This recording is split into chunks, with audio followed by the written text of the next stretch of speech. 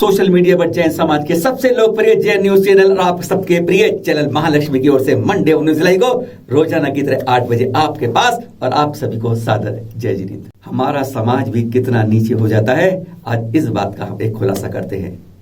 जिस पर हमें नाज होना चाहिए, गौरव होना चाहिए, जो हमारे समाज को गौरवान्वित करती है, उसे ही हमारा समाज 3 साल के लिए उस जैन बिटिया को अपने समाज से बाहर निकाल देते हैं। आज यह कड़वा सच दिखा रहे हैं आपको।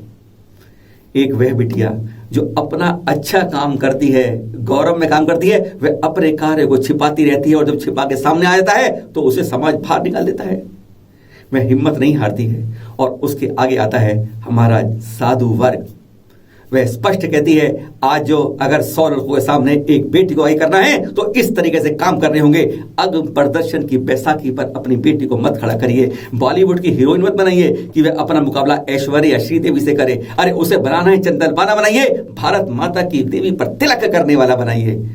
कैसे उसके आगे साधु आते हैं वह अपने आप बताती है। वह अब भी याद रखती है कि मुझे तरुण सागर जी ने, गुप्ती नंदी जी ने, ऐसे कई महाराजों ने हिम्मत बनाई, तब मैं आज उस जगह खड़ी हो पाई हूं।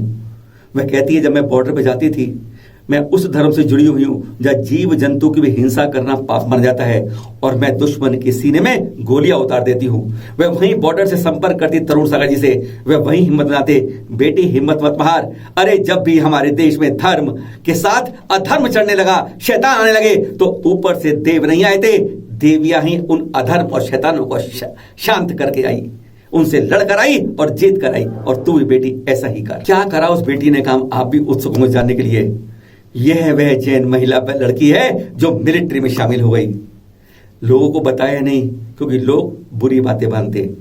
कैसी है, घर का काम करना चाहिए, करना चाहिए, वो तो मानते हैं। अरे जैन समाज वाले बिल्ली होते हैं।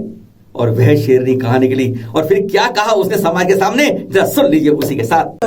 क्योंकि मिलिट्री में बोलने के बाद किसी को भी अच्छा नहीं लगता था, इसलिए हमने कई साल छुपा के भी रखा कि हम आर्मी में है ऐसा। लेकिन अब जैसे जैसे लोगों में अवेयरनेस आया है कि नहीं अच्छा है अगर मिलिट्री में है, क्योंकि सब लोग जैनियों को फट्टू किस्म के लोग समझते हैं। वो समझते हैं कि इन्होंने सिर्फ बिल्ली की आंखें देखी, शेर की नहीं देखी, इसलिए वो ऐसा सोचते हैं। और मैं बचपन से सोचती थी, बचपन से मेरा ये था, छोटी थी तभी से मैं कुश्ती वगैरह बहुत ज़्यादा खेलती थी, लड़कों के गेम ज़्यादा खेलती थी। सब लोग कहते थे कि तू जैन है, तुझे आगे चल के शादी करके पल्लू में रहना है, ऐसा वैसा। मैं कहती थी समाज में रहूँगी, पल्लू में भी रहूँगी, लेकिन देश के लिए मुझे लड़ना है।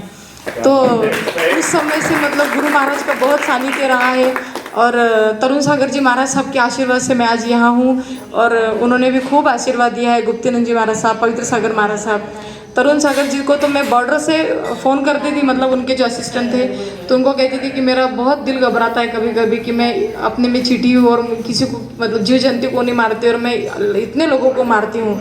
तो गुरुदेव कह रहे थे कि जब जब अन्याय हुआ है, संहार करना पड़ा, तो देवों ने नहीं मारा है, देवियों को ही अवतार लेना पड़ा है।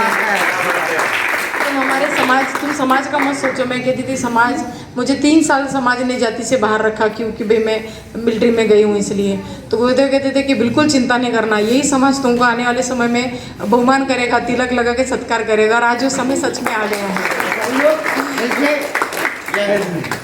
तो मैं ये कहना चाहूँगी, हमारे महिला गणों से ये कहना चाहूँगी कि धर्म तो आप करो ही करो, लेकिन आपके कर्म भी ऐसे होने चाहिए कि आपको देखकर जो है कोई भी आपको सैल्यूट करे, या आपको देख के आपके दिल में वो, उसके दिल में खौफ होना चाहिए कि नहीं नहीं ये लेडीज़ भले ही है लेकिन ये एक वीरांगना है, ये शेरनी है, इसको देखने से मुझे डर लगता है, ऐसा लगना चाहिए। यूँ नहीं कि आपको देखे वो मोहित हो जाए।